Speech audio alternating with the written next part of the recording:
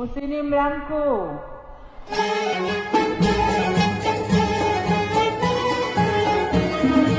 Kwanza nianze na shukrani kwa Mwenyezi Mungu tujalia kukutana hapa katika kuadhimisha tamasha letu la Kizimkazi, lakini leo hii tukiwa katika uzinduzi wa miradi mbalimbali, lakini pia uwekaji wa msingi wa miradi yetu ndani ya wilaya yetu ya Kusini. Lakini kwa upande wangu asubuhi hii nimefanya mambo matatu.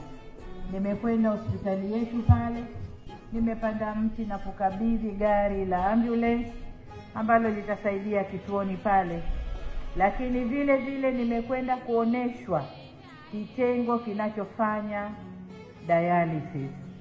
Lakini vile vile nimepita VETA.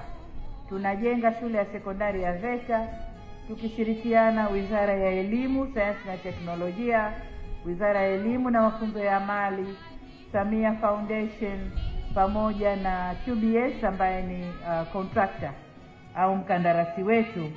Vile vile asubuhi hii nimekwenda kuangalia chanzo cha maji.